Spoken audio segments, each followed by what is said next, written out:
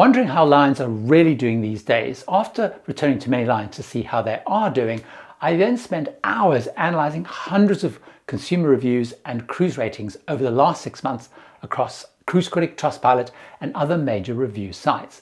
And while most lines are slipping backwards, there's just a handful that are improving. Welcome aboard, I'm Gary Bembridge, and based on my recent experiences and that big review I did, I'm going to reveal which lines cruisers say are on the rise right now and what cruisers are loving about these lines. For this, by the way, I analysed 21 cruise lines that account for over 90% of passengers carried. I excluded only small niche, expedition and ultra luxury lines. So let's start though with two lines that have high all-time reviews and ratings and are managing to successfully hold on to those.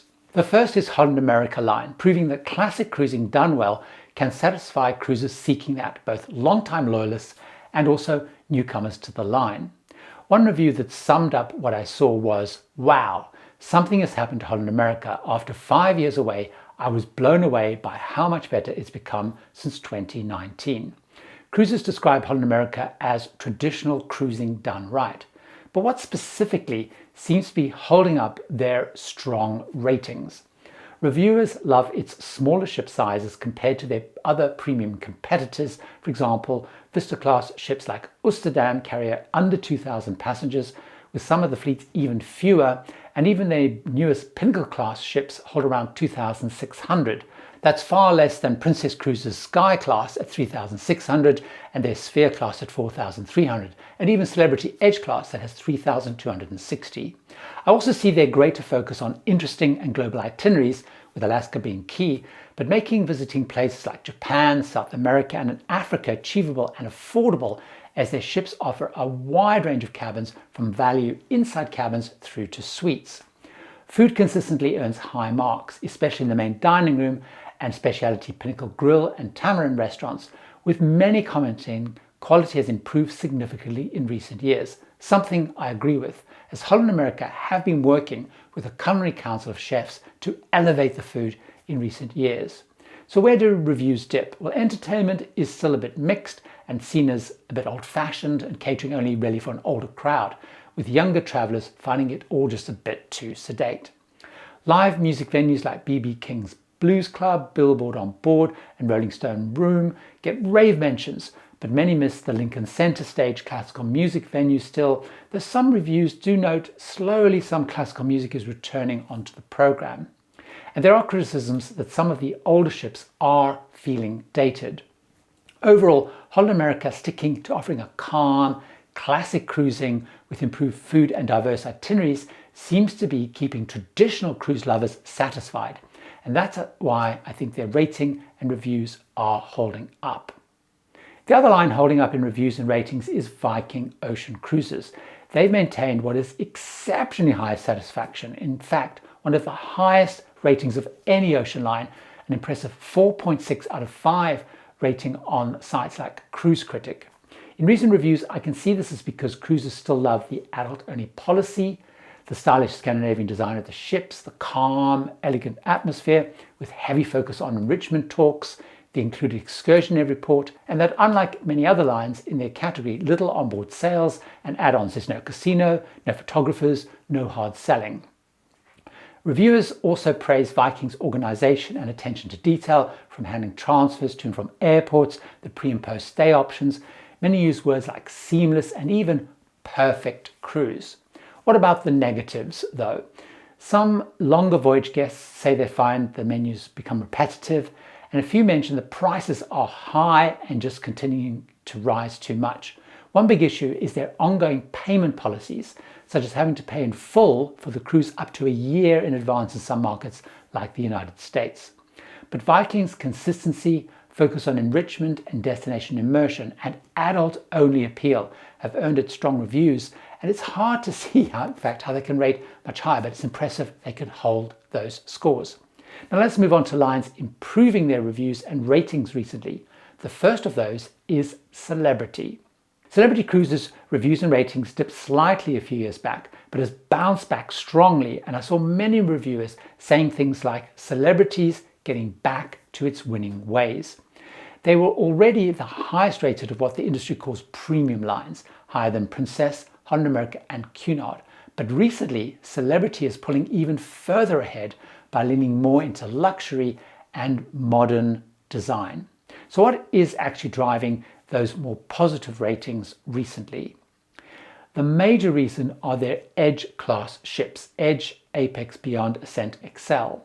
Most cruisers love these new ships, calling them modern, elegant and beautifully designed. And despite the sometimes more divisive infinite balconies, the introduction of these unique ships has given the line so much momentum, and we're seeing that in recent reviews. Ratings for Edge class ships are far stronger than the older Solstice and Millennium classes, those ships get more mixed feedback and a feeling, despite some refits, they are getting dated, something Celebrity is already planning to address, announcing major upgrade plans for those to come. Food seems to be another standout recently. The variety and quality get strong reviews across both main dining and specialty venues, with unique concepts like Petit Chef and Eden getting praise, but other specialty restaurants like Sushi on 5, Tuscan Grill and Murano receiving frequent praise. Service is described as consistently friendly and polished too. The Retreat, their ship within a ship area, still gets glowing reviews for its luxury experience, though of course many mention that it's becoming rather pricey. But the lounge, the deck, the Luminari restaurant, suites and butler service are well liked and highly rated still.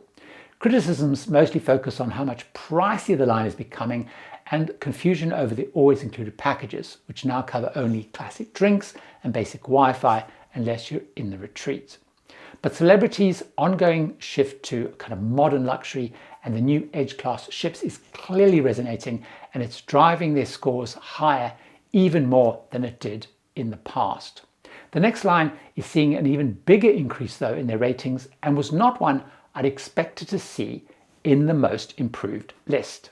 This is the local USA line Margaritaville at Sea. It now has a rating on sites like Cruise Critic comparable to Celebrity at over 4 out of 5, but for very different reasons and by very different cruisers. When it first launched, reviews were brutal. Cruisers expected a great cruise experience at rock bottom prices and were frankly disappointed. But things have changed and ratings have climbed sharply and keep doing so. The reviews are very positive these days. Why? Well, I think there's probably two main reasons having a look. First, expectations have realigned. Travelers understand it's a fun, budget-friendly getaway. It's not a kind of 5-star voyage. But secondly, Margaritaville itself has tightened up operations, better food, friendlier service, and more lively entertainment. Dozens of reviewers said they boarded skeptical after reading poor reviews, but were pleasantly surprised. They found the staff welcoming, food far better than they expected for the price they were paying, and the kind of vibe was fun and casual. The key to their turnaround is simple. They've focused on value for money. Guests feel now these days they get exactly what they pay for. Affordable fares, a short escape to the Bahamas or Caribbean, and a light-hearted, friendly experience. But what about the negatives these days? Well, some do of course complain about the ships being older, which they are, the cabins being a bit dated, and the entertainment being a little bit basic. But given the low fares, most kind of see that as a fair trade-off. Margaritaville has gone from kind of cheap and disappointing, interestingly enough, to good value and fun. And the recent ratings keep reflecting that turnaround. The next line, with an even bigger increase in cruiser reviews and ratings, is one of my favorite lines, which did go through a slightly rocky patch over the last couple of years, but seems to be back on the rise. This is Oceania Cruises. Oceania competes in the small ship luxury space alongside Viking, Windstar and the New Explorer Journeys. Its ratings are now rebounding strongly, largely due to two key things. First of all, the launch of their 1,200 passenger Vista class ships, Vista and Allura. These ships have been a game changer in cruiser attitudes to the line, most loving them, describing them as boutique hotel-like, stylish, beautifully designed with elegant cabins, venues and luxurious feeling modern decor. Reviews and ratings by cruisers on the new ships are almost all stronger than for the rest of the fleets, and I must say I thought the ship was pretty beautiful. The second factor is food. Oceania's claim of offering the finest cuisine at sea is getting more consistent praise than a year ago, where reviewers were much less impressed than in more recent reviews with the food. As well as main dining, cruisers seem to be especially enjoying the included fare, especially at restaurants at the moment, Jacques, Red Ginger, Polo Grill and Toscana, more than ever. In terms of the criticisms, of course, quite a few still say the food doesn't always live up to the finest cuisine at sea promise. And I'm seeing more mixed reviews about the quality and range, interestingly, of excursions and the enrichment program, which used to be pretty strong. Plus, they keep changing their fare structures and inclusions. They've changed it several times in a short period of time. Not only has it confused cruisers, but it's also frustrated and annoyed some. And there's some criticism I see that the line is kind of diluting its luxury position with all these chops and changes about what's included and not included. But Oceania's combination of new ships and focus on elevated dining is clearly lifting its overall ratings again these days. Now let's look at the two lines that have seen the biggest rises of all in their reviews and ratings, which actually share one common link, as you will discover. The first of those is Fred Olsen Cruises, the UK-focused line.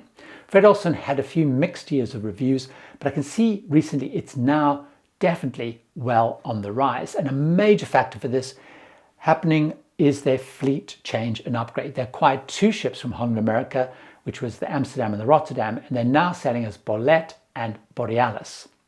These 1,330 passenger ships have proved a hit over their older, quirky ships that they disposed of, and they're definitely helping drive up their reviews and ratings more and more and more. Another key driver is the range of diverse itineraries like the Northern Lights, but they go to South America, the Caribbean, Europe, and even do a world voyage. But even more so is they offer regional UK departures. So unlike many lines selling of the UK are leaving from Southampton, Fred Olsen sell from there, but they also sell from Liverpool, Newcastle, Portsmouth, and Edinburgh. Being a British-focused line, many reviews highlight the warm, home-from-home feeling with that strong British flavour and traditional touches like formal night, black tie evenings that British cruisers actually still really enjoy. Criticisms focus on day-to-day decor as they didn't refit and update the purchased ships very much, and that some of the cabins are rather basic, which I find them when I've been on Fred Olsen. But Fred Olsen, by doubling down on what its loyal base loves, traditional small ship British cruiser focused cruising seems to be paying off for them, which brings me to the next line, which had the biggest rise of all and is also UK focused. Saga is for travellers aged 50 and over. You must be that age to cruise with them. In reality, most guests are quite a bit older than that, but it's thriving and improving its reviews and ratings because it knows and addresses this older audience so well. I'm seeing on the rise, despite being a pricey line, as the value and convenience for older travellers is pretty impressive. Fares include door-to-door chauffeur service to and from the ship, travel insurance, which can be hard and costly for older travellers to get, and all sailings depart and return to a UK port, meaning no flights and airports to navigate. This makes Saga a comfortable, easy, and way more stress-free choice for older cruisers. Their two new ships, which I do agree are impressive, are Spirit of Discovery and Spirit of Adventure. They have really transformed the line because they used to have these older, more kind of dated ships. But the new ships, which I like, are modern. They're all balcony ships with elegant decor, refined, relaxed atmosphere. Reviews consistently highlight great food, friendly service, and pretty polished entertainment. What are the negatives in the reviews of Sagas these days?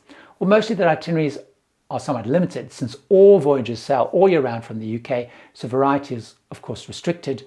But Saga keeps rising, it seems, by constantly proving how it serves that niche audience, refined, comfortable, no-fuss cruising for the over 50s. But if these are the lines on the rise, what about the ones going in the completely opposite direction? The ones that cruisers say are getting worse these days. Join me over in this video where I reveal which 6 cruise lines passengers say are going downhill and why, with some really big surprises. See you over there.